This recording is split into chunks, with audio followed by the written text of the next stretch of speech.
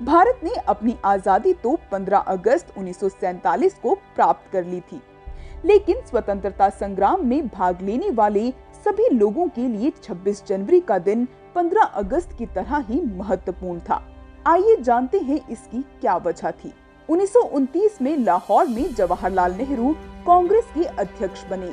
इसी सेशन में 31 दिसंबर 1929 को पहली बार कांग्रेस ने पूर्ण स्वराज की मांग की और तिरंगा फहराया। कांग्रेस के नेताओं ने अगले 17 साल तक 26 जनवरी को भारत की आजादी के रूप में मनाना शुरू कर दिया।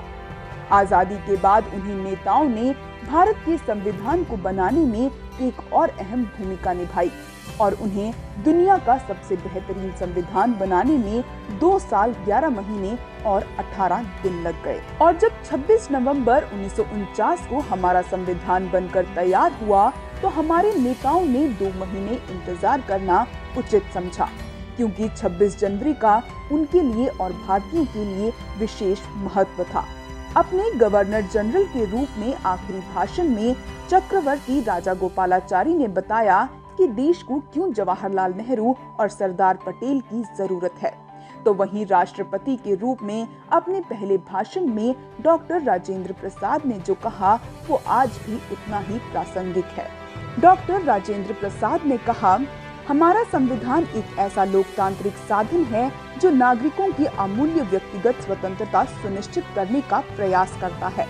भारत ने न कभी किसी विचार या विश्वास को अनिवार्य बताया है, न ही अभियोग लगाया है, और हमारे दर्शन में एक आस्तिक के लिए भी उतना ही स्थान है जितना कि एक आज्ञावादी या नास्तिक के लिए है। इसलिए हम अपने संविधान के तहत व्यवहार में केवल वही लागू करेंगे जो हमें अपनी परंपराओं से विरासत में मिला है, अर्थात विचार और अभिव्यक्ति की स्वतंत्रता। आज हम जिस नए ढांचे का उद्घाटन कर रहे हैं उसके लिए हम अपने गुरु की शिक्षाओं पर खरा उतरने की आशा करते हैं।